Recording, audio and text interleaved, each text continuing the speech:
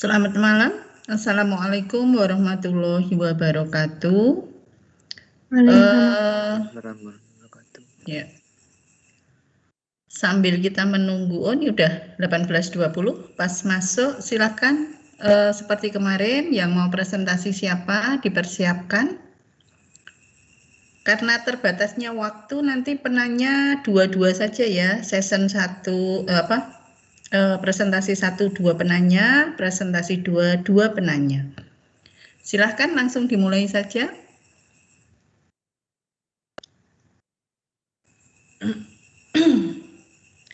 Jangan lupa untuk notulennya ya, moderator dan notulen untuk mencatat yang untuk diskusi, yang bertanya dan menjawab.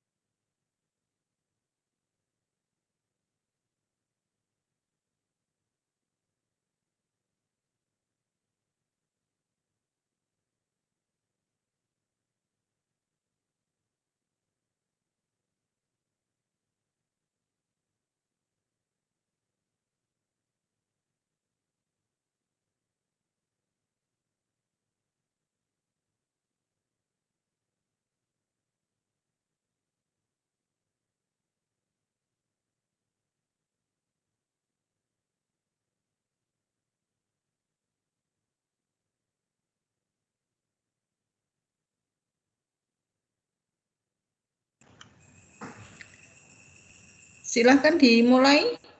Sudah siap? Biar menyingkat waktu, waktunya karena terbatas.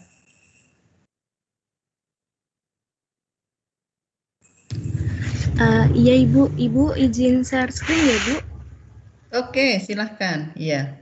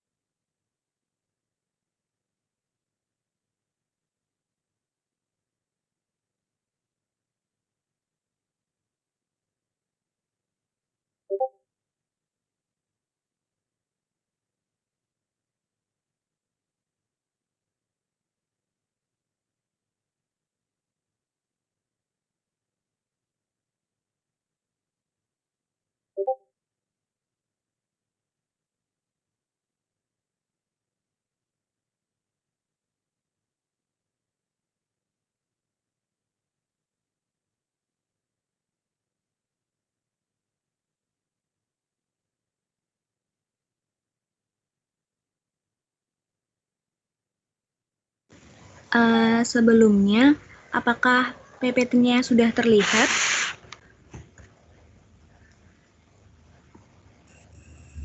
Sudah, Mbak. Baik, terima kasih. Saya mulai ya, Ibu dan teman-teman. Sebelumnya, Assalamualaikum warahmatullahi wabarakatuh. Yang terhormat, Ibu Endang Saptiningsih, selaku dosen pengampu mata kuliah Mikroteknik Tumbuhan, dan teman-teman sekalian. Pada kesempatan kali ini, izinkan kami kelompok 3 untuk mempresentasikan hasil diskusi kami dengan materi mikrometri dan beberapa contoh pengaplikasiannya. Sebelumnya, perkenalkan dulu anggota kelompok kami. Yang pertama ada Anissa Aura Rahmawati, kedua saya sendiri Ana Prismalisiana, ketiga Umdatu Toah, Dita Nur Afifah, Naila Rizky, Elbibia Izul Penida, Rida Aprilianti, Aisyah Syahrani, Imtinan Rana, Tri Oktavianti, Asrina Oktarina, dan Dinsa Brilian Yolandita. Next. Pengertian mikrometri. Mikrometri adalah cara pengukuran preparat pada mikroskop. Alat yang digunakannya adalah mikrometer. Terdapat dua jenis mikrometer. Yang pertama ada okuler mikrometer dengan ciri-ciri berbentuk bulat pipih, di tengahnya terdapat skala menyerupai penggaris berangka 0, 10, 20, dan seterusnya. Kemudian ada objek mikrometer, berbentuk gelas benda, di tengahnya terdapat skala tanpa angka sebanyak 100 skala seperti penggaris. Skala tersebut ditutup dengan cover slip berbentuk bulat. Objek atau target biologi yang diamati dengan mikroskop mempunyai ukuran atau dimensi mikron. Untuk pengukurannya meliputi panjang, lebar, diameter suatu objek mikroskopis, digunakan mikrometer okuler. Next. Nah, mikrometer sendiri merupakan, menurut Hasna 2011, merupakan yang menyatakan bahwa alat ukur dengan ketepatan atau presisi yang tinggi. Digunakan untuk benda kerja pada jarak ukur tertentu, yakni 0 sampai 25 mm, 25 hingga 50 meter, kemudian 50 hingga 75 mm dengan tingkat ketelitian 0,01 mm. Mikrometer sendiri merupakan alat ukur untuk mengukur panjang atau ketebalan benda, kedalaman celah lubang, dan untuk mengukur diameter suatu lubang. Mikrometer memiliki ketelitian 0,005 mm. Mikrometer ini digunakan untuk mengukur benda yang sangat tipis seperti tebal kain, tebal kawat, tebal kertas, bahkan hingga bisa mengukur sehelai rambut. Kemudian, mikrometer merupakan kaca berskala di mana dalam penggunaannya ada dua jenis mikrometer, yaitu yang sudah saya jelaskan tadi, mikrometer okuler dan mikrometer objektif. Mikrometer okuler dipasang pada lensa okuler mikroskop, sedangkan mikrometer objektif berbentuk slide yang ditempatkan pada meja preparat mikroskop. Next. Kemudian ada bagian-bagian dari mikrometer. Yang pertama ada poros tetap. Poros tetap ini memiliki fungsi sebagai menahan sebuah benda yang sedang diukur. Yang kedua ada poros geser. Poros geser berfungsi sebagai sebuah poros yang bisa digerakkan menuju poros tetap untuk menekan suatu benda yang akan diukur. Kemudian ada pengunci. Pengunci ini merupakan salah satu bagian dari mikrometer yang memiliki fungsi sebagai mengunci poros geser agar tidak bergerak ketika sedang menghitung hasil pengukuran. Kemudian ada skala utama. Skala utama berfungsi sebagai menunjukkan angka dalam satuan milimeter. Ada skala nonius yang berfungsi untuk mengetahui besar skala nonius yang menunjukkan besar suatu benda tersebut. Lalu kemudian ada pemutar. Pemutar ini berfungsi sebagai gerakan ke kiri atau ke kanan suatu poros geser. Ketika pemutar terdengar suara klik, maka berhenti melakukan pemutaran tersebut. Kemudian ada bingkai. Bingkai ini terbuat dari logam panas serta memiliki bentuk yang kuat dan tebal. Hal ini bertujuan untuk meminimalkan terjadinya peregangan dan pengerutan atau dapat disebut terjadinya pemuaian karena dapat mengganggu dalam melakukan pengukuran. Next. Kelebihan dan kekurangan mikrometer. Menurut Mubadi 2012 menyatakan bahwa dalam penggunaan mikrometer terdapat kelebihan dan kekurangannya. Kelebihannya tersebut dalam menggunakan mikrometer dapat digunakan untuk mengukur dari ketelitian 0,01 mm sampai 0,002 mm. Bisa dikatakan bahwa mikrometer memiliki tingkat ketelitian 10 kali lebih tinggi.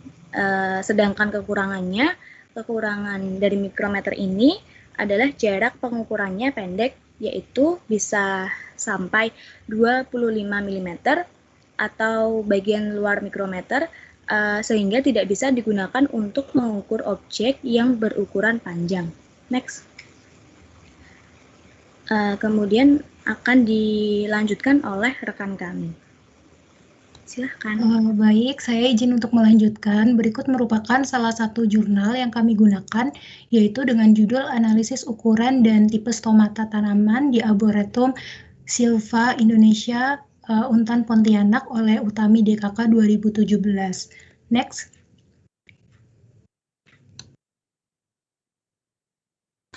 Berikut merupakan lampiran jurnal yang kami gunakan. Next. Dalam jurnal tersebut dijelaskan metode penelitian yang digunakan, yaitu pengukuran panjang stomata dilakukan setelah kalibrasi mikrometer kalibrasi, yaitu yang dilakukan untuk mengetahui berapa nilai ya pada setiap skala pada mikrometer okuler jika dikonversikan ke dalam mikrometer. Kemudian adapun pengkalibrasian mikrometer okuler dapat dilakukan dengan rumus sebagai berikut, yaitu skala pada mikrometer okuler sama dengan A per B dikali 0,01 mm dikali 1000 mikrometer, dengan keterangannya sebagai berikut. Next. Kemudian pada jurnal tersebut dijelaskan tentang pengklasifikasian panjang dan lebar stomata berdasarkan Juwairiyah 2014, di mana ukuran panjang stomata dibagi menjadi 3 kelompok, yaitu kurang panjang dengan ukuran kurang dari 20 mikrometer, panjang dengan ukuran 20 sampai 25 mikrometer, dan sangat panjang dengan ukuran lebih dari 25 mikrometer. Kemudian untuk ukuran lebar stomata dibedakan menjadi 3 kelompok, yaitu kurang lebar dengan ukuran kurang dari 19,42 mikrometer, lebar dengan ukuran 19,42 sampai 38,84 mikrometer, dan sangat lebar dengan ukuran lebih dari 38 sampai 84 mikrometer. Next. Berikut merupakan hasil pengamatan dari jurnal tersebut, di mana pada gambar tersebut diperoleh stomata jati putih atau Gmelina arborea, dan juga bengkulat atau Eleximosa, dan damar atau Agathis burnensis. Kategori kurang panjang, panjang, dan sangat panjang dengan perbesaran mikroskop 10 kali 10. Di mana ukuran kurang panjang dimiliki oleh tanaman jati putih, yakni sebesar 14,55 mikrometer, kemudian disusul oleh tanaman bengkulat, yakni sebesar 22,65 mikrometer, kemudian stomata yang paling panjang dimiliki oleh tanaman damar, yakni sebesar 42,18 mikrometer. Next. Nah, berikut ini merupakan gambar 2 yang diperoleh dari jurnal tersebut, di mana stomata malam-malam atau Diopyros areolata kategori lebar dan stomata jati putih kategori kurang lebar. Perbesaran mikroskopisnya 10 dikali 10. Adapun tanaman dengan lebar stomata tertinggi dimiliki oleh tanaman malam-malam dengan ukuran lebar 34,06 mikrometer, sedangkan ukuran lebar stomata terendah yang pertama adalah jati putih dengan lebar sebesar 9,71 mikrometer. Next. Kemudian selanjutnya akan dijelaskan oleh teman saya, silakan. Berikutnya, ada pengukuran panjang dan lebar pori stomata dalam beberapa varietas tanaman kacang tanah, Rachis Ipopeara. Tautan Taluta DKK 2017. Next. Next.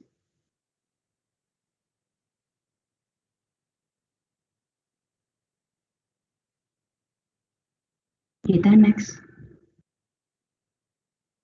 Pada jurnal ini, metode yang digunakan pada jurnal ini yang pertama dibuat irisan memanjang epidermis daun bagian bawah kacang tanah.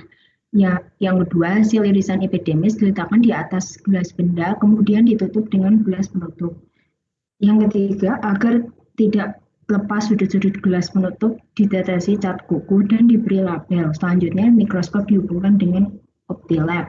Yang terakhir, bila hasil pengamatan stomata telah mendapatkan hasil yang baik, dilakukan pengambilan gambar atau image capture dengan menggunakan OptiLab yang hasilnya langsung dilihat pada monitor laptop. Pengukuran panjang dan lebar polistomata menggunakan program image raster tipe 3. Next. Dari penelitian yang dilakukan, didapatkan pengukuran panjang polistomata dari beberapa varietas kacang, jenis kacang. Yang pertama, varietas gajah dengan panjang kurang lebih 28,72 mikrometer. Untuk varietas lokal, 24,85 mikrometer. Untuk varietas jerapah, 22,60 mikrometer, dan varietas kelinci, 25,2 mikrometer. Next. Untuk pengukuran lebarnya, varietas lokal 9,77 mikrometer, varietas gajah 3,71 mikrometer. Untuk varietas jerapah 11,65 mikrometer dan varietas kelinci 12,78 mikrometer. Untuk selanjutnya akan dilanjutkan oleh teman saya. Baik, untuk jurnal ketiga yang akan kami gunakan yaitu berjudul Karakteristik Stomata berdasarkan estimasi waktu dan perbedaan intensitas cahaya pada daun hibiscus tiliaceus Linn di Pangandaran, Jawa Barat oleh Setiawati dan Syamsi 2019. Boleh next? Berikut adalah lampiran jurnalnya. Boleh next? Metode yang digunakan dalam pengukuran mikrometer pada jurnal tersebut yaitu mikrometer objektif diletakkan pada meja benda dan mikrometer okuler dipasang pada tabung lensa okuler. Kemudian perbesaran yang akan digunakan ditentukan terlebih dahulu yaitu 40 kali 10. Kemudian dicari gambar perbesaran dari skala mikrometer objektif. Setelah fokus didapat, kemudian skala dihimpitkan ke 0 mikrometer objektif dan okuler. Dicari dengan teliti skala keberapa antara mikrometer objektif dan mikrometer okuler yang berhimpit lagi. Kemudian jumlah skala kedua mikrometer dihitung, nilai peneraan atau kalibrasi dari mikrometer okuler ditentukan dengan rumus skala objektif dibagi skala okuler dikali 0,01 mm dikali 1000 mikrometer. Boleh next? Boleh next? Berikut adalah hasil pengamatan yang kami ambil dari jurnal tersebut. Di sini dapat terlihat penampang replika stomata daun waru. Pada gambar A itu pada waktu pengamatan pukul 7 pagi pada kondisi ternaungi. Setelah diukur menggunakan mikrometer, panjang porus stomata sebesar 6 mikrometer, sedangkan lebar porus stomata sebesar 3,83 mikrometer. Lalu pada gambar B itu penampang replika stomata daun paru pada pukul 7 pagi pada kondisi tidak ternaungi dengan panjang porus stomata sebesar 5,5 mikrometer sedangkan lebarnya sebesar 4,1 mikrometer. Kemudian gambar C pada pukul 1 siang pada kondisi ternaungi. Panjang porus stomata sebesar 6,7 mikrometer sedangkan lebarnya 2,73 mikrometer. Dan pada gambar D itu pada pukul 1 siang di kondisi tidak ternaungi. Panjang porus stomata sebesar 7 mikrometer, sedangkan lebarnya sebesar 2,97 mikrometer. Pengamatan ini menggunakan perbesaran 400 kali. Boleh next? Selanjutnya akan dijelaskan oleh teman saya. Silahkan. Baik, terima kasih Aisyah. Selanjutnya ada jurnal dari penelitian Budiono dan kawan-kawan tahun 2016 dengan judul Kerapatan Stomata dan kadar klorofil tubuhan Clausena excavata berdasarkan perbedaan intensitas cahaya. Next. Berikut adalah lampiran cover jurnal. Next. Selanjutnya, jurnal ini menggunakan metode analisis sampel menggunakan spektrofotometri, di mana pengambilan sampel daun dengan perbedaan intensitas cahaya sebesar 0 sampai 500 lux, 500 sampai 1000 lux, dan 1000 sampai 1500 lux dilakukan dengan 3 kali pengulangan. Pengambilan sampel daun dengan perbedaan intensitas cahaya. Halo Mbak, ini di next aja ya, karena kita ke arah apa itu mikrometri, yang ini enggak usah enggak usah dipresentasikan, langsung aja yang ya. Next. Nah, selanjutnya ada hasil pengamatan dengan menggunakan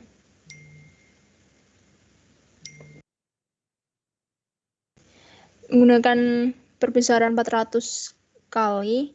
Dengan hasil penelitian menunjukkan bahwa kerapatan stomata intensitas cahayanya pada intensitas cahaya 0 sampai 500 lux itu sebesar 149,4 mm persegi. Sedangkan pada intensitas cahaya 500 sampai 1000 lux yakni sebesar 156,5 mm. Dan selanjutnya ada intensitas cahaya 1000 sampai 1500 lux sebesar 166,5 mm. Hasil pengukuran kadar klorofil didapatkan bahwa total kadar klorofil pada setiap intensitas cahaya berbeda. Kadar klorofil pada intensitas 0 sampai 500 lux sebesar 25,44 mg, pada intensitas 500 sampai 1000 lux sebesar 47,70 mg, dan pada intensitas 1000 sampai 1500 sebesar 52,45 mg. Sedangkan hasil penelitian menunjukkan bahwa jumlah klorofil A tertinggi terdapat pada intensitas 500 sampai 1000 lux yakni sebesar 23,97 mg. Sedangkan klorofil B tertinggi pada intensitas 1000 sampai 1500 lux sebesar 29,15 mg.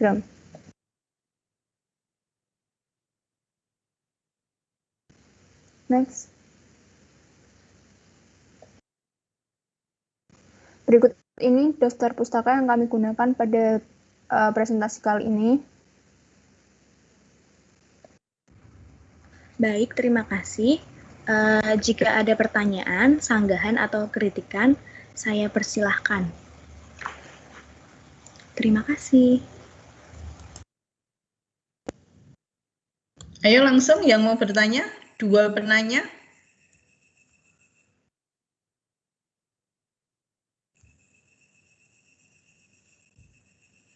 Oke, langsung Bu Endang tunjuk saja. Sudah ada? Sudah ada Mbak penanyanya belum? Kalau enggak, Bu Endang tunjuk aja. Sepertinya belum, Ibu. Oke, saya tunjuk. Mbak Vanessa Farera Kiski Kosmanto. Vanessa, Mbak Vanessa. Iya, Bu. Ya, silakan bertanya, Mbak.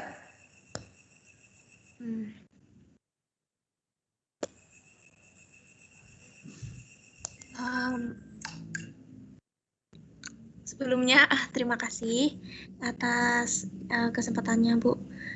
Sebenarnya dari presentasi ini, sudah cukup jelas ya dan sudah cukup lengkap pembahasannya juga. Jadi untuk pertanyaan saya belum ada, Bu.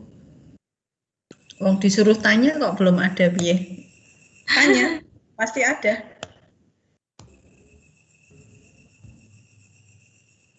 Pasti ada pertanyaan.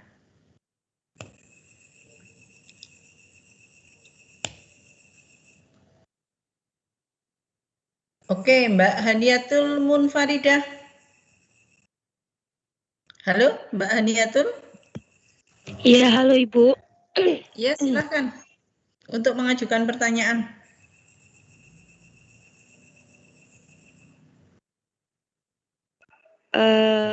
Baik, terima kasih atas kesempatannya. Saya izin bertanya, kenapa kalibrasi itu perlu untuk dilakukan pada mikrometer okuler ya? Apakah pertanyaan saya bisa diterima? Ya, Hani, pertanyaannya diterima dengan jelas. Ibu, untuk pertanyaannya harus ditampung dulu atau bisa ya? Langsung dijawab saja, Mbak. Langsung dijawab. Bu, saya izin menjawab.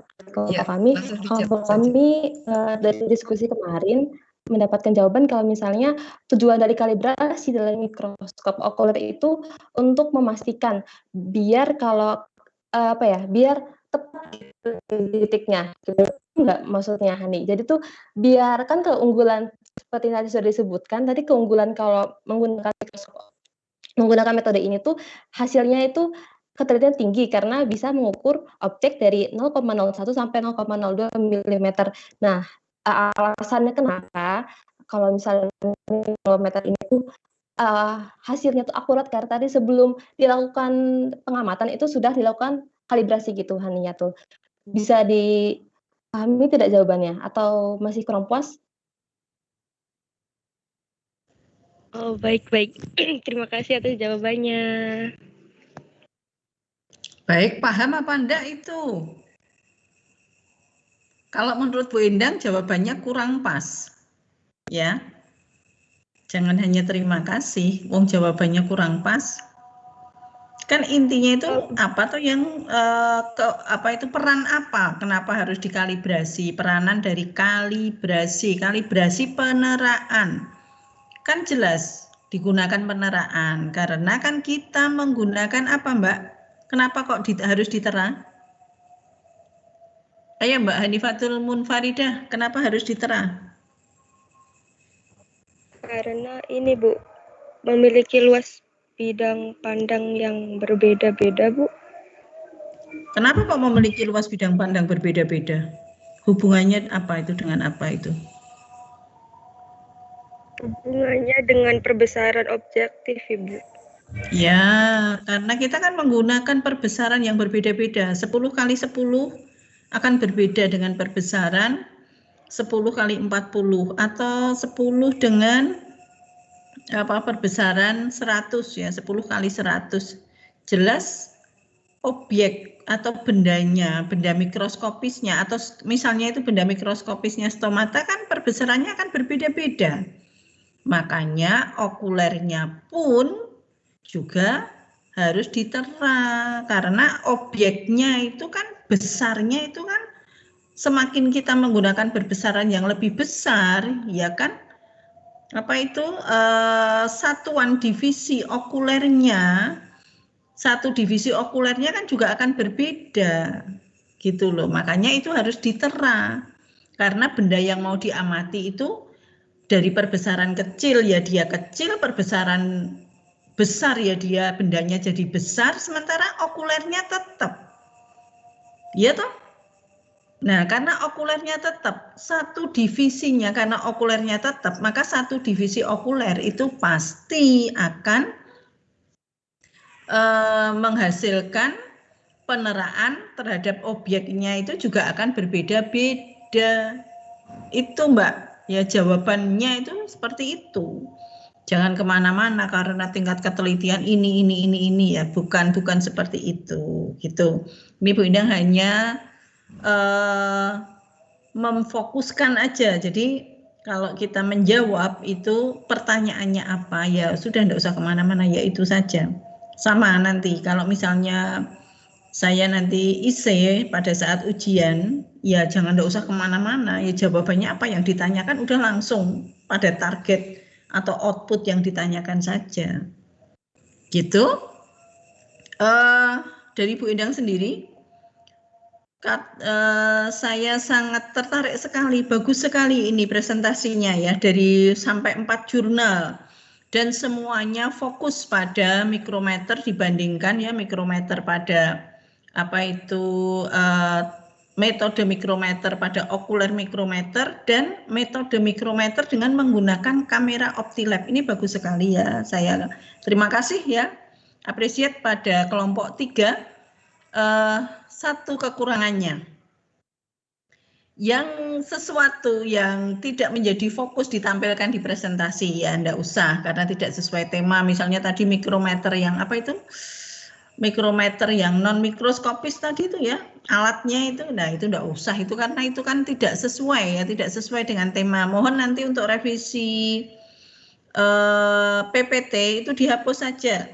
Dan untuk kandungan klorofil, analisis klorofil karena ini belum mengambil fisiologi tumbuhan kan, sebagian besar untuk mikroteknik sudah mengambil apa belum? Belum. Belum, karena belum. Analisis klorofilnya dihapus saja ya. Dan itu tidak sesuai tema ya. Nanti untuk revisi PPT saja. Jadi nanti yang dikirimkan yang sudah dihapus ya Mbak ya. Ya, secara umum bagus ya Bu Endang, excellent ini presentasinya. Benar-benar suatu kinerja yang bagus. Oke.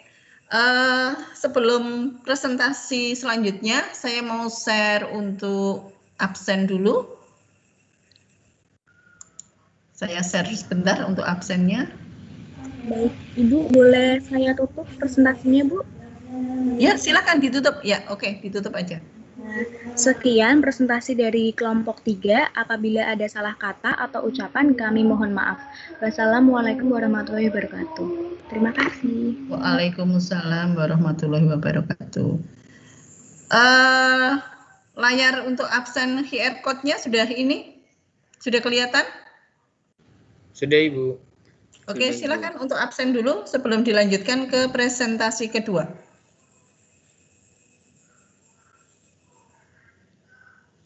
Langsung dipersiapkan ya untuk presentasi kedua.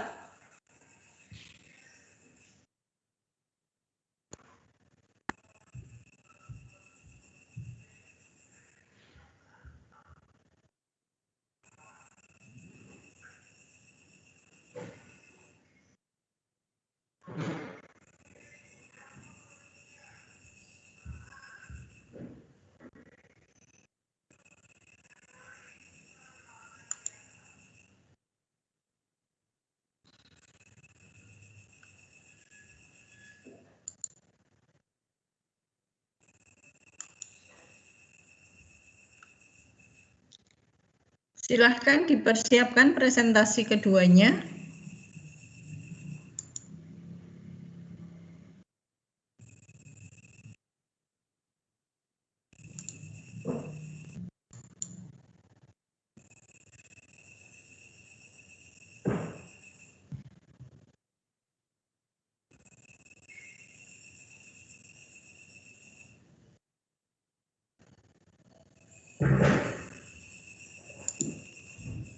Yang tidak bisa absen secepatnya untuk lapor pada Kormat ya, biar di WA-kan ke saya.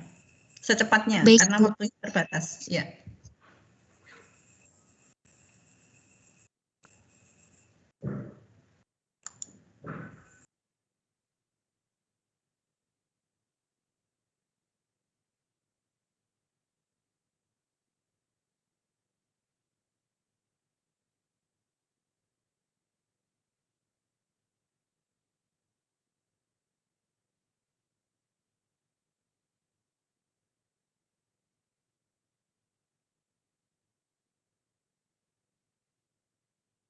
Baik, Bu. Untuk kelompok selanjutnya, kami izin share screen ya, Bu.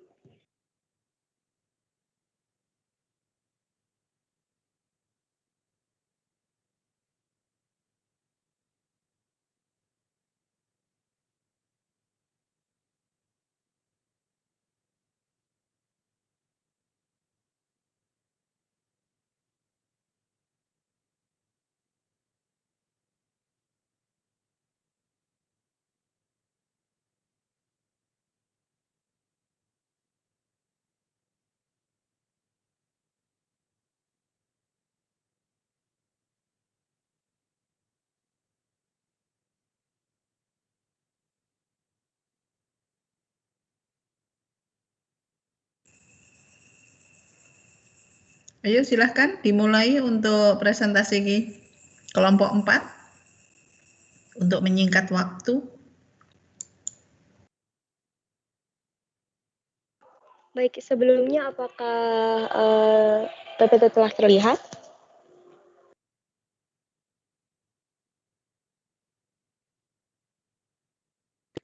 Sudah.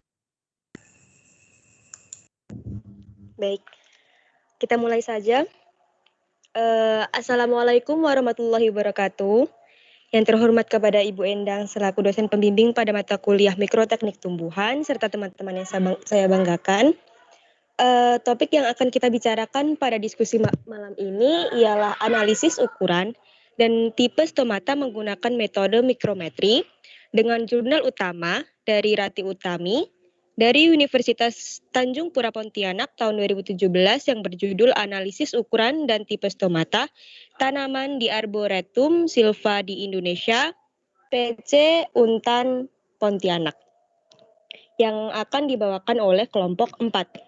Sebelumnya izinkan saya memperkenalkan anggota dari kelompok 1 yang terdiri atas Indira Budi Apsari, Tanda Fit Christian, Salsabila Putri Hoirunisa, Hanatul Faridah, Chandra Aya Sofia, Vanessa Farera, Umi Latifatul Lailiyah, Hoiri Amana Robi, Sebastian Aditya Putra Aji, Sofi Hanifah Yunintias, dan Regina Krisan. Nah, kita mulai saja untuk subtopik yang akan kami bahas, yakni pendahuluan, metode, pembahasan, dan kesimpulan. Nah, sebagai pendahuluan kita recalling terlebih dahulu materi mikrometri pada praktikum pada minggu lalu, di mana metode mikrometri merupakan metode yang digunakan untuk mengukur sel, baik panjang, lebar, ataupun ketebalannya dengan alat yang bernama mikrometer. Nah, mikrometer ini biasa digunakan ada 2 macam, yakni okuler dan objektif, di mana perbedaan antara keduanya terletak pada lensa okuler yang pada mikrometer okuler diletakkan pada lensa okuler dan pada mikrometer objektif pada meja objektif. Untuk skalanya sendiri, mikrometer okuler berupa kumpulan garis-garis sejajar yang belum diketahui jarak antar garis, sedangkan pada mikrometer objektif sudah diketahui jarak antar masing-masing. Biasanya sebesar 0,01 mm atau 10 mikron. Nah, sebelum dilakukan pengukuran pada mikrometer okuler, perlu dilakukan kalibrasi untuk menentukan jarak antar skala mikrometer okuler dengan cara menghimpitkan skala mikrometer okuler tepat pada skala mikrometer objektif. Untuk kalibrasi mungkin teman-teman telah mahir karena telah dijelaskan pada praktikum minggu lalu juga, dan ditambah juga dengan penyampaian materi oleh kelompok 3 tadi. Nah, penggunaan mikroskop ini tentu tidak bisa lepas dari metode mikrometri ini sendiri untuk memperjelas objek pengamatan. Nah, next. Nah, mikrometri ini ternyata memiliki kelebihan dan kelemahannya sendiri, di mana kelebihannya kita dapat mengukur dari ketelitian 0,01 mm sampai 0,002 mm. Untuk kelemahannya sendiri, skala mikrometer okuler terus berubah sesuai dengan perbesaran yang digunakan. Nah, selanjutnya adalah metode penelitian. Next. Seperti yang bisa Anda lihat, terdapat alat, bahan, dan cara kerja. Next, ke pembahasan. Untuk pembahasan akan dijelaskan oleh rekan saya. Baik, selanjutnya untuk pembahasan, kami akan membahas mengenai panjang stomata, lebar stomata, dan tipe stomata. Next. Panjang stomata berdasarkan Utami et al. Tahun 2018 pada tanaman jati putih atau Menila arborea, stomata tergolong berukuran kurang panjang karena memiliki panjang yaitu 14,55 mikron. Sedangkan pada bangkolat atau Ilex chymosa, stomatanya tergolong berukuran panjang, yaitu sebesar 22,65 mikron. Dan pada tanaman damar atau Agathis borneensis, stomatanya tergolong berukuran sangat panjang, yaitu sebesar 42,18 mikron. Panjang stomata ini dapat dilihat pada gambar yang ditunjuk dengan adanya lingkaran merah. Next. Untuk lebar stomata tersendiri, pada tanaman malam-malam atau Diospyros areolata, tanaman memiliki lebar stomata tertinggi yaitu sebesar 34,06 mikron yang termasuk ke dalam kategori stomata lebar. Sedangkan pada tanaman jati putih atau Melina arborea, tanaman ini memiliki stomata yang lebarnya sedikit yaitu 9,71 mikron, sehingga termasuk dalam kategori kurang lebar. Next. Sedangkan untuk tipe stomata, terdapat tipe stomata parasitik atau tipe stomata yang memiliki sel penjaga, yaitu sel penjaganya bergabung dengan satu atau lebih sel tetangga, dan sumbu membucurnya sejajar dengan sumbu sel tetangga dan apertur. Dapat dilihat pada gambar. Sedangkan pada tipe anomositik, sel penutupnya dikelilingi oleh sejumlah sel tertentu yang tidak berbeda dengan epidermis yang lain dalam bentuk maupun ukurannya. Dan pada tipe anisositik, setiap sel penutup dikelilingi oleh 3 sel tetangga yang ukurannya adalah tidak sama. Next. Dan pada tipe aktinositik, setiap sel penutup dikelilingi oleh sel tetangga yang menyebar dalam radius, sedangkan tipe siklositik, jumlah sel tetangganya 4 dan sel tersusun melingkar seperti cincin. Dapat dilihat pada gambar. Next. Untuk kesimpulan pada presentasi ini, yaitu yang pertama, metode mikrometri adalah metode pengukuran preparat pada mikroskop menggunakan mikrometer. Prosedur pengukuran mikrometri ini dilakukan dengan mengkalibrasikan perbesaran objektif dan melakukan pengukuran dengan mengalihkan hasil kalibrasi dengan jumlah skala mikrometer okuler. Dan metode mikrometri ini dapat dilakukan untuk mengukur panjang, lebar, dan diameter stomata daun. Next. Dan berikut adalah daftar referensi yang kami gunakan untuk menyusun presentasi. Next. Yaitu tadi presentasi dari kelompok kami. Apabila ada yang ingin ditanyakan atau saran dan kritik diperbolehkan. Silakan. Oke, langsung 2 penanya. Silakan. Masih ada waktu 8 menit. Silakan, Hakoni. Baik, terima kasih untuk kesempatannya. Sebelumnya, apakah suara saya terdengar dengan jelas? Sangat jelas. Oke, terima kasih. Saya Abdulaziz Hakoni izin bertanya mengenai pengukuran stomata. Sekiranya ada tidak ya waktu khusus atau istilahnya umur untuk tanaman kapan dihitung stomatanya? Kan bisa jadi saat usianya masih muda stomata itu belum ke bentuk paling maksimal seperti itu. Nah, sekiranya ada tidak ya rata-rata umur untuk penghitungan stomata tersebut? Terima kasih. Bagus. Ayo dijawab sebisanya. Sebisanya nanti insya Allah Bu Endang bantu. Baik, Bu. Terima kasih untuk Abdulaziz dan Hakoni atas pertanyaannya. Mungkin saya menjawab sepengetahuan saya. Stomata kan berada di daun, dan stomata itu merupakan, kalau tidak salah, seingat saya ya, stomata adalah derivat epidermis. Apabila stomata kan juga berfungsi untuk proses respirasi.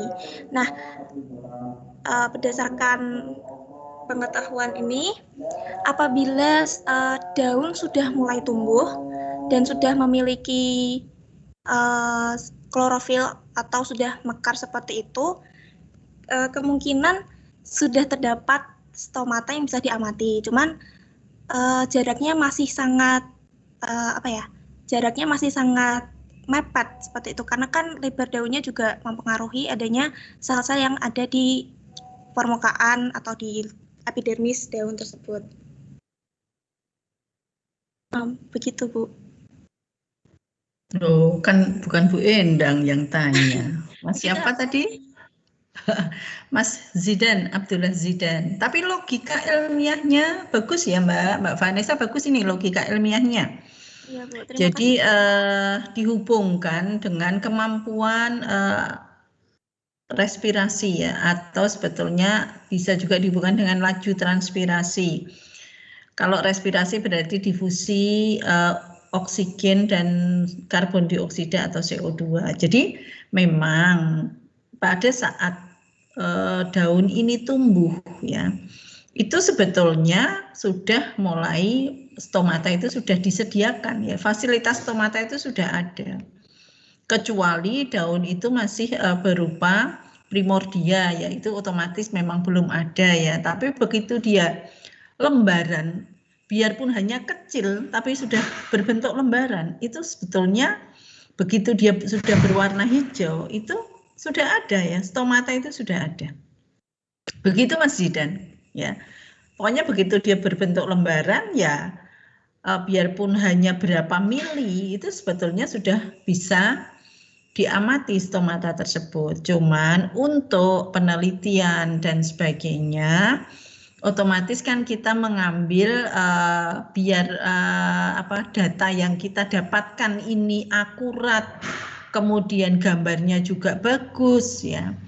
Dan keseragaman pada saat kita mengambil sampel itu kita dapatkan ya, otomatis harus disesuaikan juga. Oh, kira-kira daun yang nomor 3 atau nomor 4 yang seragam sudah tumbuh sempurna semua ya. Sempurna itu sebetulnya pada saat kita mengambil sampel untuk penelitian itu yang penting kalau itu tidak berdasarkan umur daun ya. Penelitian kita tidak berdasarkan umur daun, misalnya pada saat tadi ternaungi tidak ternaungi, atau ini disirami dengan frekuensi tinggi, yang satu disirami dengan frekuensi rendah. Maka mana yang kita pilih untuk sampling daun adalah daun yang sudah masak fisiologis. Maksudnya apa? Daun yang perkembangannya itu sudah optimal, jadi dia sudah tidak akan tumbuh lagi. Itu sampel penentuan sampel kita itu representatif itu seperti itu ya. Jadi pilih daun yang sudah masak fisiologis, sudah perkembangannya benar-benar sudah optimal begitu. Jadi dia tidak tua banget juga tidak muda, sehingga nanti homogenitas pada saat sampling itu kita dapatkan. Begitu Mas Zidan? Baik Ibu, saya boleh pertanyaan lanjutan Ibu? Boleh. Silakan. Berarti untuk pengukuran stomata ini tidak lebih menitik beratkan pada usia ya Bu, lebih ke kondisi atau mungkin perlakuan dari tanaman tersebut? Tergantung peneliti Mas Zidan. Misalnya Bu Endang ingin meneliti perkembangan stomata pada kondisi, misalnya saya ingin meneliti perkembangan stomata pada tanaman anggrek dalam kultur in vitro, saya bandingkan dengan kultur ex vitro.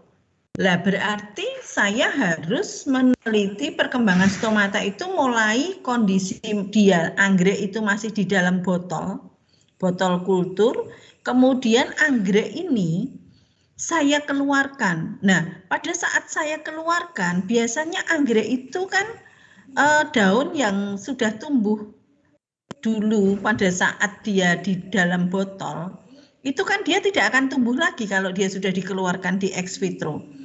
Dia akan menumbuhkan daun baru. Ya, jadi gini ceritanya.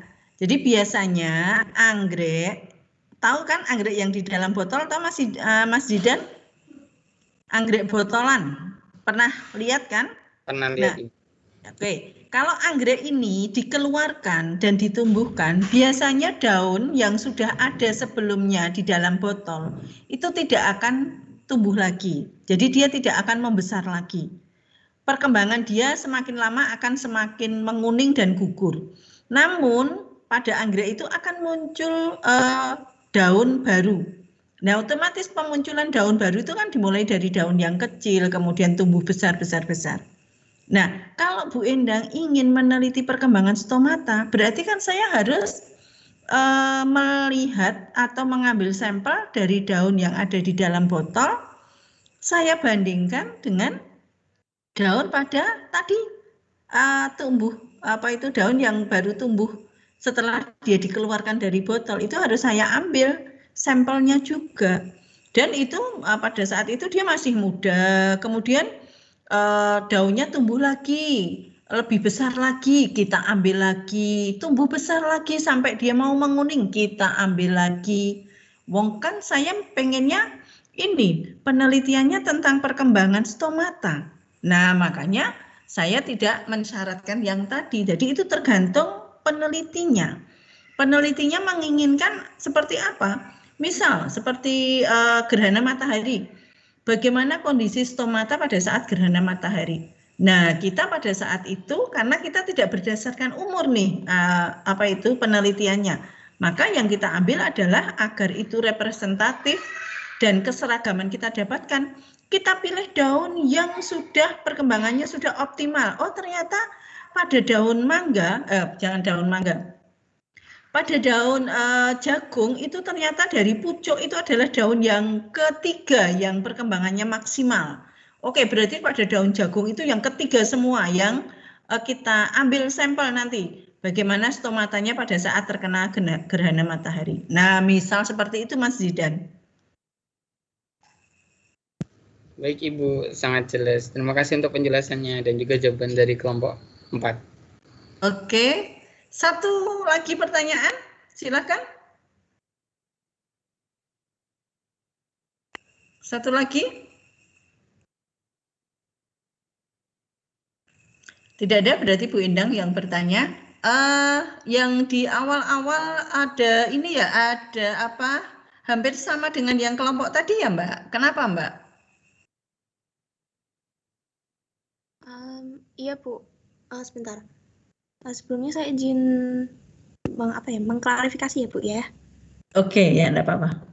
Jadi kemarin itu awalnya kelompok mungkin ada miskomunikasi di sini atau bagaimana, tapi awalnya itu dari kelompok kami itu sudah memilih jurnal karena kami kan mengetahui kami takut jika terjadi kesamaan jurnal seperti itu Bu. Nah, kami mengklarifikasi ke kelompok sebelumnya, kami memilih jurnal yang ini, takutnya ada kesamaan gitu kan, karena ya di Google Scholar juga jurnal ini juga Bu, yang representatif juga lumayan sedikit ya Bu. Oke, ya, paham Bu Endang, paham. Oke, ya, terus? Nah, ya akhirnya kami dari kelompok sebelumnya juga sudah mengiyakan salah satu anggotanya seperti itu. Nah, kami pikir kan sudah tidak ada masalah seperti itu Bu. Baik, akhirnya kelompok kami pakailah jurnal itu sebagai acuan, sebagai jurnal pokok istilahnya seperti itu Bu.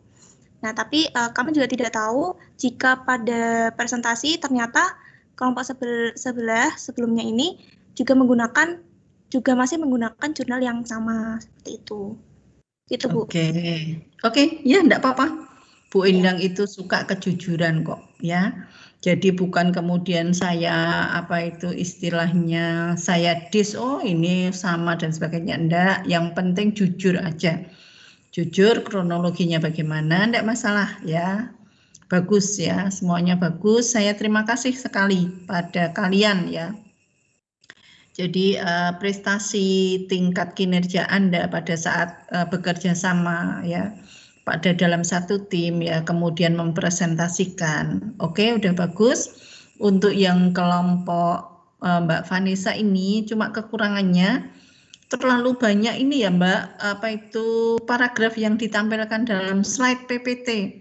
Jadi syarat bagus kita menampilkan PPT yang bagus, itu yang baik itu jangan banyak tulisan ya, jadi hanya poin-poinnya ya. Kemudian pada saat kita menampilkan gambar itu tadi sudah bagus kok, gambarnya udah dikasih penjelasan bagus, cuman yang memang di awal itu ya terlalu banyak tulisan yang ditampilkan Mbak Vanessa. Begitu Mbak Vanessa, jadi untuk kedepannya nanti misalnya ada tugas-tugas presentasi lagi, itu tulisan itu dalam bentuk poin-poin saja, kalimat-kalimat yang sederhana saja sesuai SPOK. Justru kalau ada gambar-gambar yang bagus itu ditampilkan untuk menarik audiens agar selalu mengikuti presentasi itu dan penasaran, ini kok kalimatnya kok pendek-pendek, gambarnya bagus-bagus, apa sih sebetulnya isinya? Nah gitu. Tapi kalau misalnya tulisannya banyak, siapa yang mau baca? Pusing. Nah gitu, gambarnya enggak ada sih, kita suruh bayangkan apa. Nah gitu ya Mbak Vanessa ya, dan tim ya Mbak Vanessa dan tim. Oke, bagus. Terima kasih untuk kalian semua, pinter-pinter semua. Alhamdulillah apa yang sudah saya berikan dalam kuliah bisa dicerna, bisa dipahami. Sebetulnya presentasi ini semakin untuk memperdalam pengetahuan Anda mengenai sesuai tema ya, berarti memperdalam materi itu ya di presentasi ini sebetulnya. Oke, terima kasih sekali. Kuliah saya akhiri, kita ketemu lagi satu kali lagi nanti di hari Rabu ya, tetap hari Rabu kita kembali normal lagi. Karena ini saya pindah, ternyata ada aturan hari besar, libur hari besar nasional itu tidak diperbolehkan ada kuliah, sehingga itu saya pindah mendadak. Terima kasih, selamat malam. Wassalamualaikum warahmatullahi wabarakatuh. Waalaikumsalam warahmatullahi Ibu Endah. Terima kasih. Ya, sama-sama. Permisi, Bu. Saya izin berbicara.